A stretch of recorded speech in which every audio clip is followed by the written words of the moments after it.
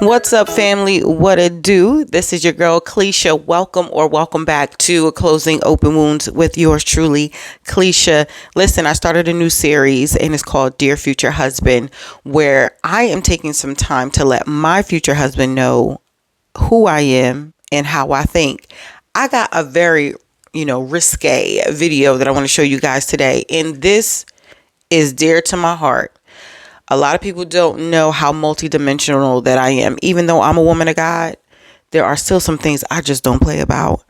Let's take a look at this video. Now, before I play this video, all y'all super saints, you might want to log off because this video is not for you. Let's go. My saying that I have is, I want the mind of Christ. But the body of a stripper. Shama. It's the truth. I'm searching for it every day. I work for it. Before I came here, I was in the hotel gym getting it in. I want the mind of Christ. I want to think like him. I want to pray for the sick. I want them to be healed. And I want dead to rise. I want the mind of Christ, but the body of a whore. Yes. I gotta have it. I want to walk around. I want them to. Is she a whore? No, she loves God. Oh, okay. I need it. That's it. That's it. When you're loving can get a prayer through. See, I saw the man of God. I looked over and I said, this is what he needs is a woman that's going to represent. I saw it. Why? Because I'm holy. But I get in that gym because I need this thing to sit up. I need these thighs to be tight. Because it's one thing, you look good in your clothes, but when you take them clothes off, I need somebody to, I want the breath to come out of your body when I take these clothes off. I need everything to sit up. And I need you to have a slight cardiac arrest. Just a slight one. And I need you to come back to me. That's what I need. I need to take this down and I need you to, I need that. And if I don't get that, something's wrong. The body of a stripper. You want them to question your salvation? He said, is she a whore? No. She prayed for people like every Tuesday. She be on IG. Oh, okay.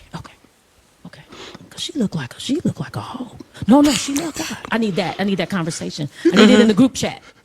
I need a group chat. Yeah. I need niggas to make group chats about me. I think is she a hoe? Because that body say, does she out here? No, she love God. I need that. You need that conversation. Absolutely. Because gone are the days where men of God just marry for ministry anymore. They figured, I don't want that. They used to do it. They used to marry for ministry. That's what we was talking about. That one day, they used to marry for ministry back in the day, and then they got home and they ministered together and they held hands on stage and they looked and they worshiped together and they looked the part. But when they got home, the man of God turned around and said, I don't want it. Not my type.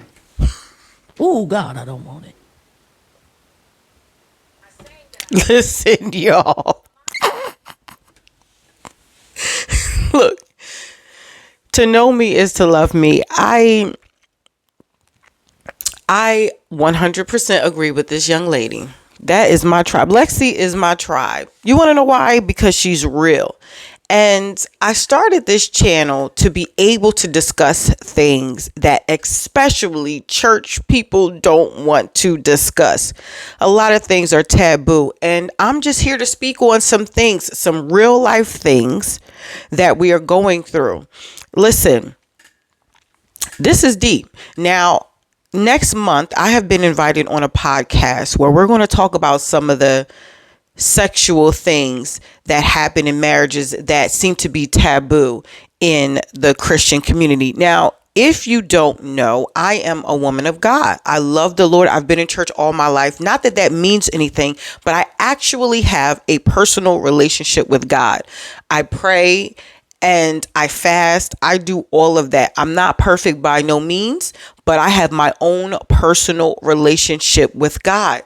And this is the thing. I've been married multiple times. So obviously I've been divorced. And there are some things that were consistent in all of my marriages when it came to sexuality and in ministry. Okay, so when I get the information for this podcast that I have been invited to, I'm definitely going to share it with you guys. And I'm telling you, like I said, you super saints, you might not want to log on, because we're going to be talking about some real prevalent issues that we see in our marriages, and even more in our Christian marriages. I'm here to shed a light on it. Okay. I've been married. My husbands have all identified themselves as Christians, as believers, but there was just a few things that, like I said, it was just common in all three when it came to me and sexuality. I am very honest about my wants, needs, and desires when it comes to what I want sexually. And these are the conversations that we are not having in the Christian community. Now, the reason why this hit home for me is because how many times have we saw that men of God, Christians, men all over the world have, these beautiful, women and nurturers and wives. They have these beautiful, ideal Christian women that they go out and cheat on with, the Buffy the bodies. Like, they go out and cheat with the strippers, and they go out and cheat with, we've seen the videos, you know what I mean, right? We've seen it all. And this is the thing. The women growing up, it was taboo to talk about things you did in the bedroom, what was allowed, what wasn't allowed. I had one of my ex-husbands tell me, because I was a woman of God, I shouldn't act this way or talk this way in the bedroom. We married. The marriage bed is undefiled. What you talking about? If I can't be myself with you, who am I going to be myself with? Let's be honest here. Let's have a real conversation.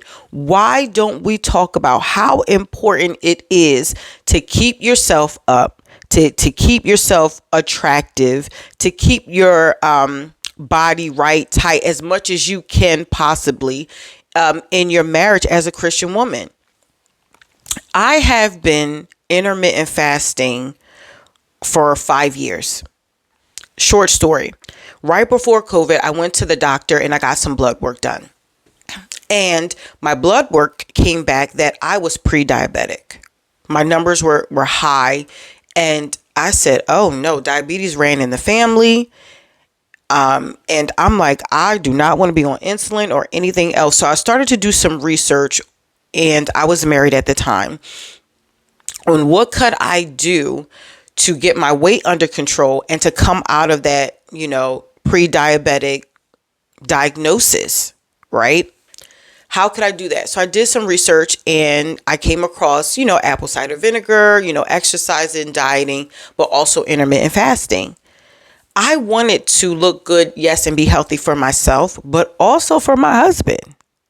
Like, I wanted to feel confident next to him, because it's competition everywhere. Now, I'm not intimidated by no woman, but I wanted to look good and keep my husband's attention as well. And I still believe in that today.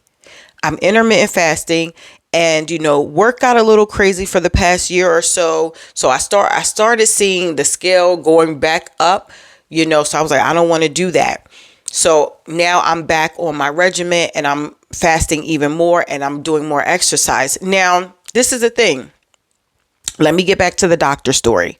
So I did all of this, and about 9 months later, I went back to the doctor and did my blood work and everything. And she said, whatever you're doing, keep doing it. I lost about 40 pounds, y'all. And a lot of people couldn't really tell, because, I hold my weight in the right areas, but my face was getting really puffy, and, my midsection was, and I lost all of that weight, and I felt good. And now I'm back on it.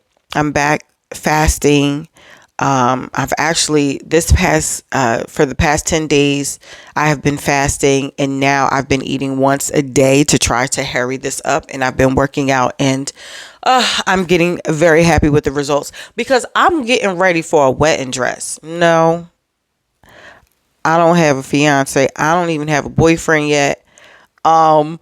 But I'm getting ready. You know, I want to look good. And I think us as Christian women, listen, keep your sex appeal. This ain't your grandmama's generation.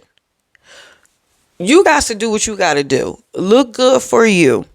Okay, now, I'm going to go a little bit deeper. Now, the clothes that are made these days really are made to, you know, accentuate your shape, your curves, and everything like that. It is actually kind of getting impossible to find something that isn't so, you know, curvaceous, you know.